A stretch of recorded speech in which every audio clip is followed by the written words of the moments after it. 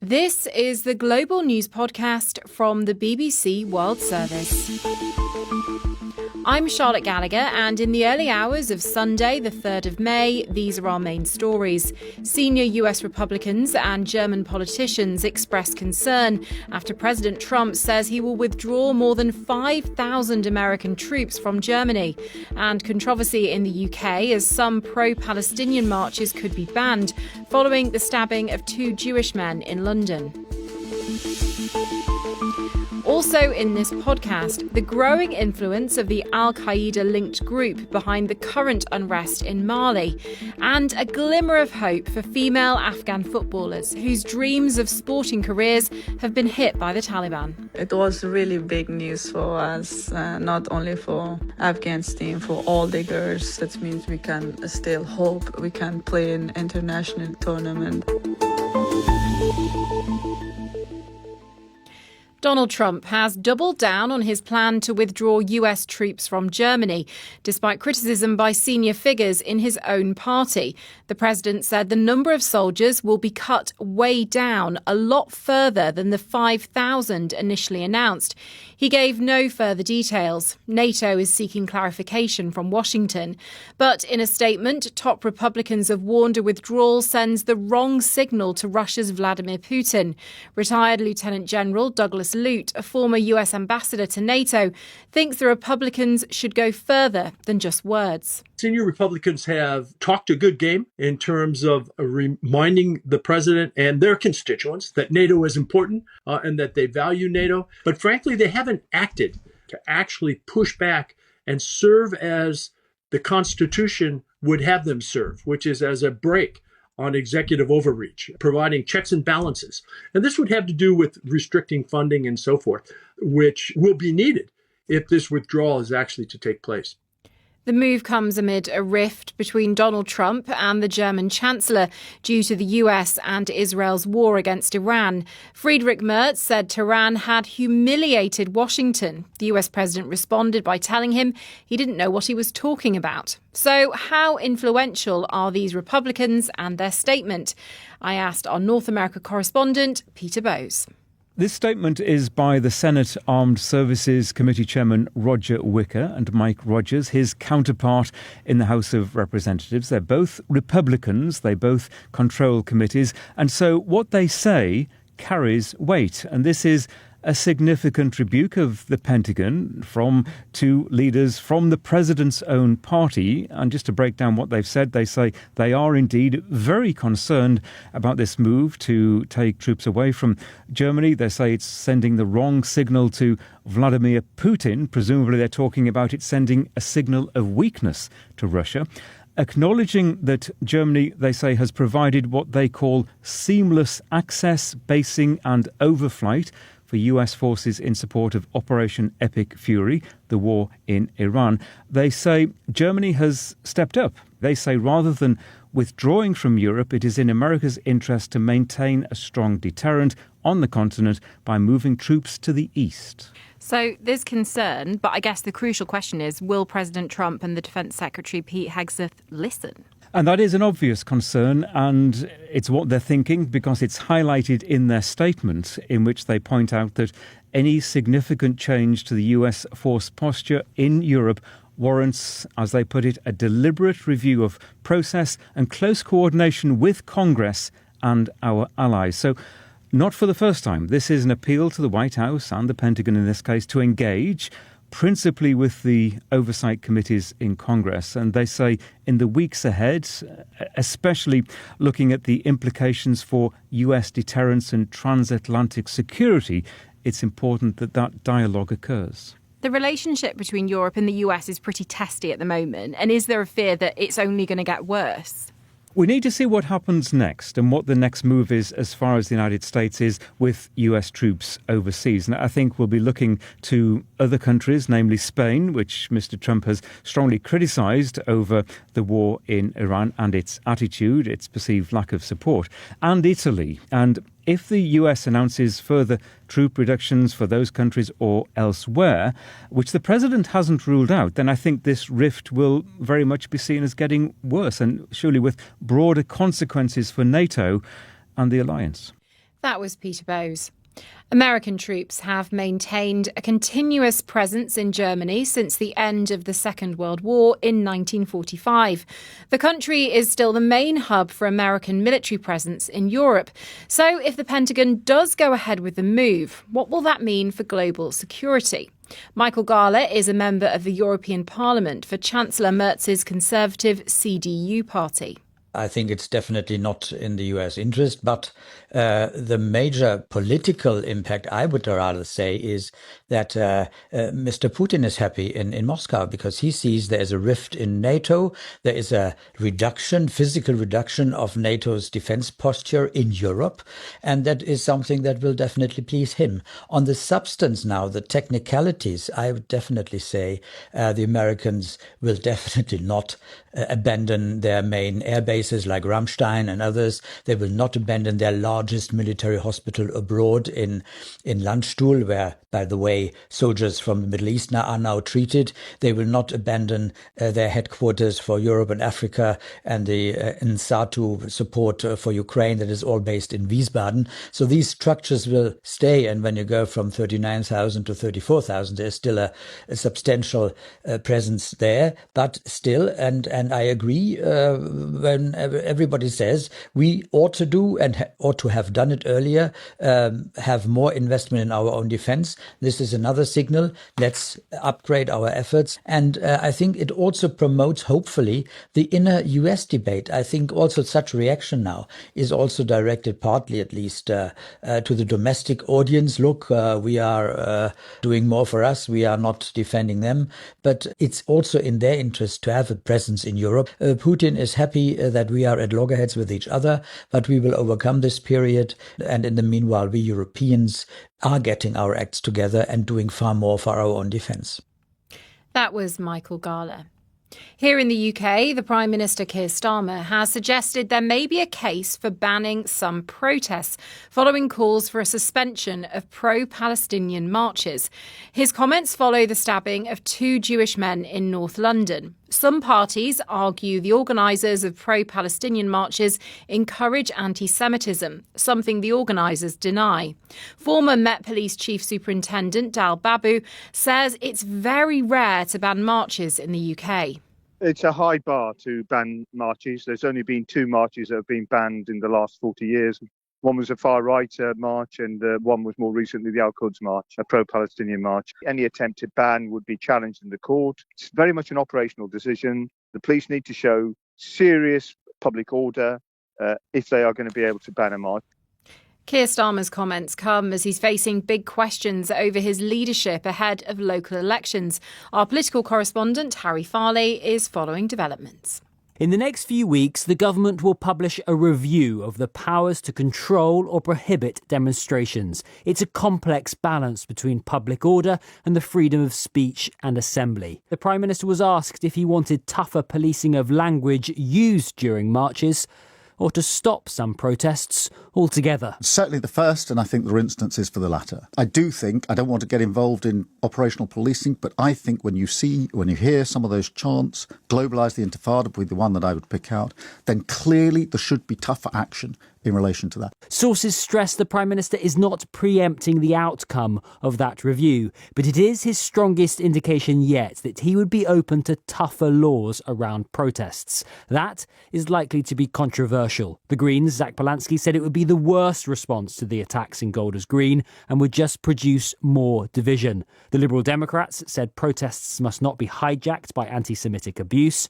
But Reform UK said the Prime Minister's words were too late. And the Conservatives' Kemi Badenoch said she would support banning the marches. Anyone saying globalise the Intifada or chanting from the river to the sea knows exactly what they're doing. They are trying to let people know that there is support for harming Jews. We need to make sure that that is stopped completely. For the Prime Minister, there's dangers at home and abroad, with the Iran war threatening to send inflation soaring. His pitch to voters and to those in his party questioning his future is this is no time for more instability. Harry Farley.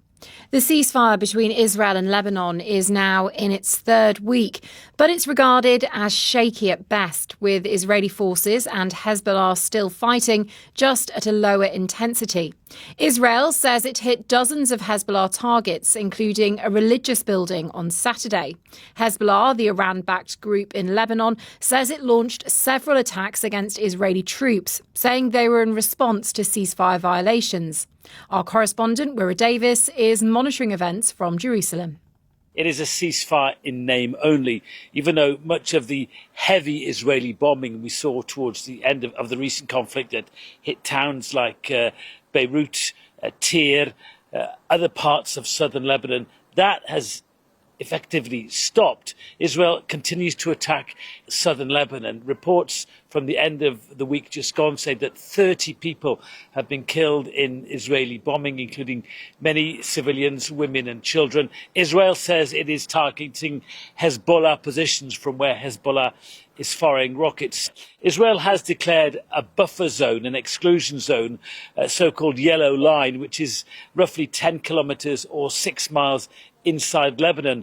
But some of the evacuation orders that Israel has been issuing have included towns and villages well outside this exclusion area, and people in these areas have been reportedly killed in Israeli airstrikes. Now, Israel says the ceasefire is holding, but it reserves the right to attack Hezbollah positions to stop them, of course, firing towards Israel. Amid all of this is what should happen next. There are some elements in Lebanon, including the president, Joseph Aoun, who are said to be in favour of some sort of dialogue and negotiations with Israel. We've seen that messaging from the Americans. They want the Israelis and the Lebanese to get around the table and talk. But it's much more complicated than sitting down and talking. Of course, there are several factions within Lebanese society who support Hezbollah and its positions. One of their main demands before they would talk is that Israeli troops should leave southern Lebanon, where they've been for several weeks now. But Israel is not about to do that, while it still sees many of these towns and villages in the south as potential places from where Hezbollah could target Israel. So the feeling here for now is that this very fragile ceasefire, if you can call it that, is holding. But it is fragile, and it could break at any moment. Wira Davis. Women and girls in Afghanistan have been subjected to wide-ranging limits on their freedom since the Taliban government seized power almost 5 years ago. But this week, FIFA, World Football's governing body, approved a rule change that would allow them to compete in international matches without Taliban approval. Many of the players are now living in other countries. The captain of Afghan Women United, Fatima Hadari, is based in Italy, and the team's forward, Manoush Nouri, lives in Australia. James Kumrasamy asked them about the importance of FIFA's decision. It was really big news for us, not only for Afghan's team, for all the girls, especially back home and girls in all the world. It's mean a lot to us. It means we can still hope we can play in international tournament, which is great for us. Fatima, how would you describe this decision? And yeah, it was the most beautiful news of my life. I've seen reactions from different parts of the world, and it was really, really great for us. You talk about around the world. Your entire team, of course, are around the world. What has it been like since you left the country in terms of playing the game that you love and representing your country? Fatima? I left Afghanistan because I wanted to be free as a woman, as a girl. And when I got here in Italy, in Florence, I started playing football again with another team, but a hope for playing for Afghanistan. We thought that it is not existence. So we tried our best, like all of us, with the help of Khalida and with the help of FIFA. But yeah, it happened. Fatima, as a captain, there's already responsibility, but you feel this extra responsibility for those who are still in the country. Yes, of course, I feel again the weight of history on my shoulders. So yeah, I feel really responsible for all those girls and women. I really hope I can do something for them. And you've also spoken, I think, Fatima, about the boys as well in Afghanistan. I mean, there are boys who are growing up in this country where women are essentially being erased. like from the family that I come, they're all open-minded, and despite Afghanistan is a little bit patriarchal, I could say, and they suffered a lot in all these years that I've been growing up. I felt like they are also having this weight of history.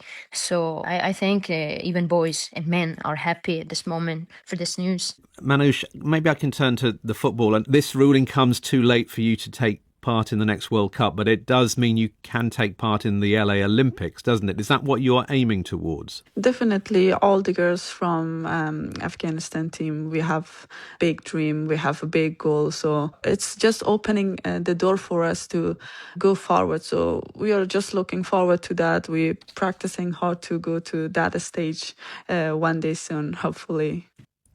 That was Fatima Hadari and Manoush Nouri.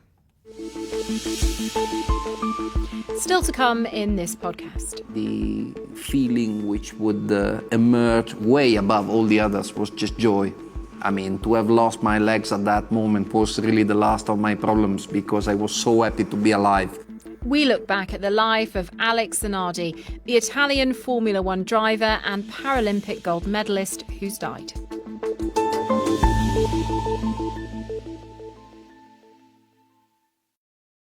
This is the Global News Podcast.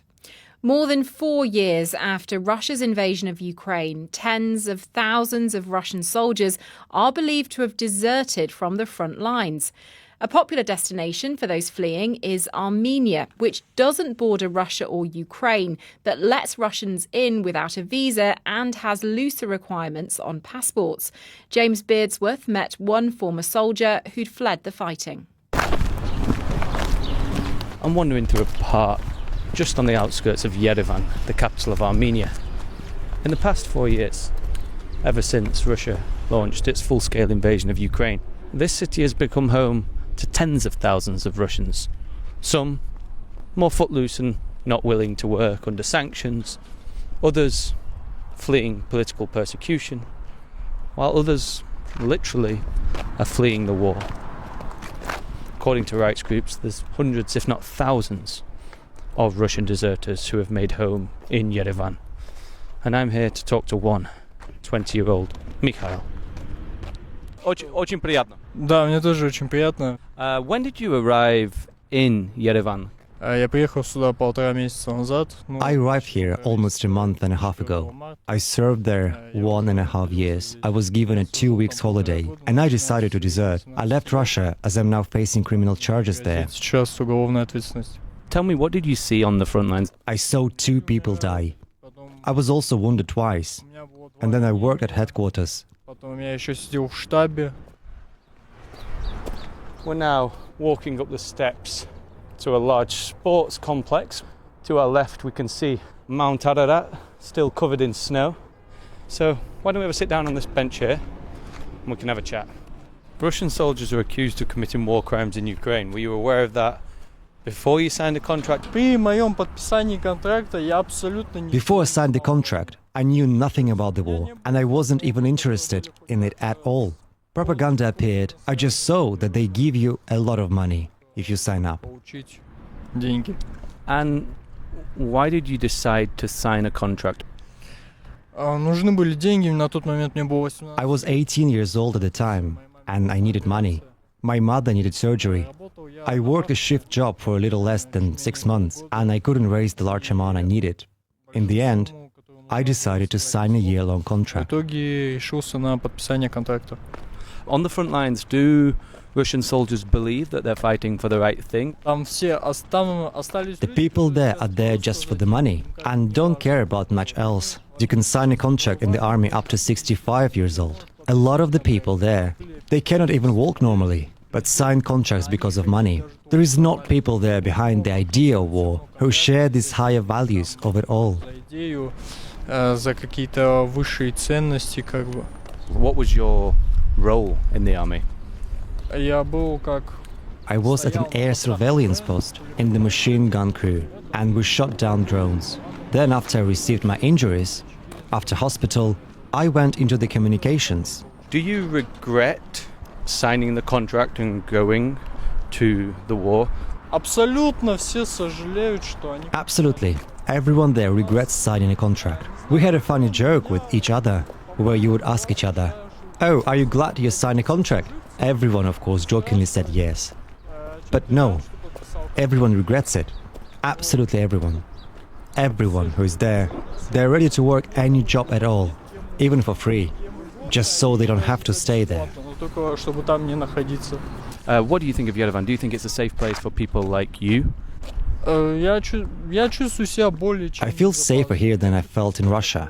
They won't deport me from here, and that's enough for me. That was James Beardsworth. A military court in Mali says several soldiers have been arrested in connection with the coordinated attacks by Tuareg separatists and a local al-Qaeda affiliate, JNIM, which have rocked the West African country. The Malian defence minister was killed in last Saturday's initial assault. The militants have since blocked off several routes into the capital Bamako, posing a huge challenge to the military junta, which came to power after the 2021 coup and the Russian forces which have been giving them support. On Friday, rebel forces reportedly captured a military installation in the north of the country. American businessman Jeff Dorsey has lived in Bamako since 2009. People are limiting their travel. There are 6 main access roads to Bamako. 3 of the 6 roads had been blocked. This is already having some kind of an impact in terms of the local market. It's not a full siege yet. And I don't think the coalition of the of JNIM and the Tuareg rebels is enough to really threaten the entirety of Bamako. So I think personally I'm pretty much okay. If they start kidnapping random foreigners at that point, then I'd start being very worried for myself. Karine Dufka is an analyst on the Sahel region. So how does she view what's currently unfolding in Mali? She spoke to my colleague, James Kumarasamy. These dramatic, unprecedented events in Mali of the last week are important for a few reasons. First, it laid bare the al-Qaeda affiliate, JNIM, or Support for Islam and Muslims. It laid bare their formidable operational, logistical, and recruitment capacity and the extent, really, to which over the last decade they have taken root in Mali's vast rural areas, as well as the center, the north, and the southwest, to the point where they can now, and they have now, hit at the very center and heart of power in Bamako. And this alliance they have with the Tuareg separatists, what do you make of that? Well, what's really important to understand is that this is an al-Qaeda affiliate-led operation. There is a symbiotic relationship between this al-Qaeda affiliate and the Tuareg, but the ones who are really leading the show are the al-Qaeda affiliate. And does that mean it is a far more threatening turn of events for the military leadership? Well, the military has never been as threatened as they are out now. And I think one of the other important dynamics is that the events of the last week have illuminated the weaknesses, both intelligence and operational, of not only the Malians, but also their international partners, which are now the Russian and to a lesser extent the Turks, who have now or are joining the long list of international partners who have failed to help Mali rout the jihadists. Yes, I mean, they replaced the French essentially, didn't they? And they are now finding the same challenges that the French had? Yes, they have. I mean, there has been an almost inverse relationship between all of these international efforts to rout the jihadists and the extent to which the jihadists have taken root in Mali. That red line, the no-go area, has gone from the north to the center to the southwest, and now, of course, is threatening some of the countries that surround Mali.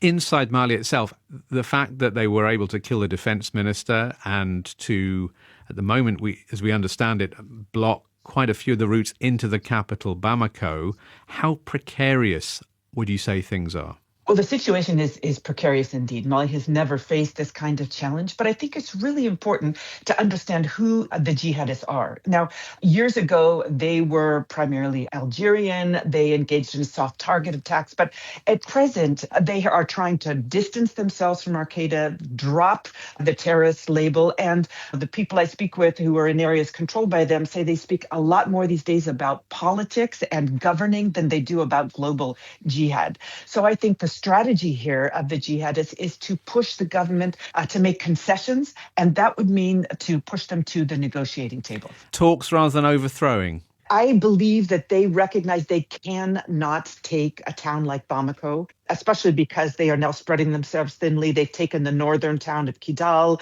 a few other towns in the north, and are moving in to take some towns in the center.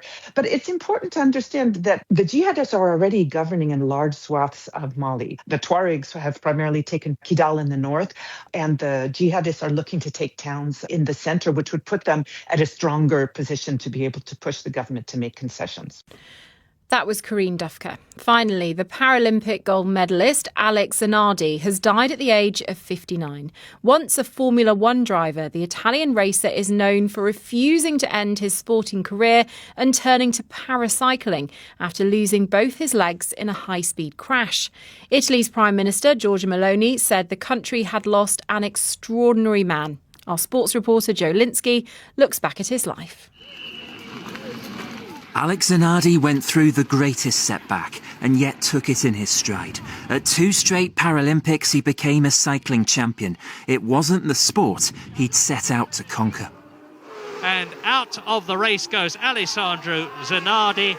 In 1991, he broke through in F1, eventually moving to the US to compete in IndyCar racing. In the late 90s, he won back-to-back titles, but in 2001, everything changed. When I was told from my wife what had happened, the feeling which would emerge way above all the others was just joy. I mean, to have lost my legs at that moment was really the last of my problems because I was so happy to be alive. The crash led to the amputation of both of his legs, but he just looked for the next challenge. At London 2012, he took to the road race on the same Brands Hatch track he'd driven on before. He won 2 gold medals and did the same 4 years later. Today, the IPC said Alex was a pioneer, icon and legend of the Paralympic movement. His performances were truly out of this world, engaged new fans and showed the world anything was possible. Zanardi found room for even more talents, racing the Ironman in a world record time for a disabled athlete. He even returned to the racetrack in a specially adapted car. In 2020, Alex Zanardi was struck by a vehicle during a paracycling relay. He was seriously injured and not seen again in public. In Italy, his nation rallied behind him. It was the mark of a man who kept on inspiring.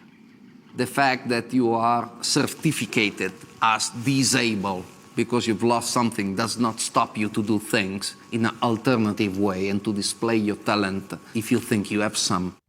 That was Joe Linsky reporting. And that's all from us for now. If you want to get in touch, you can email us at globalpodcast@bbc.co.uk. You can also find us on X at BBC World Service. Use the hashtag Global Newspod. Don't forget our sister podcast, The Global Story. This edition of the Global News Podcast was mixed by Martin Baker and the producer was Marion Strawn. The editor is Karen Martin. I'm Charlotte Gallagher. Until next time, goodbye.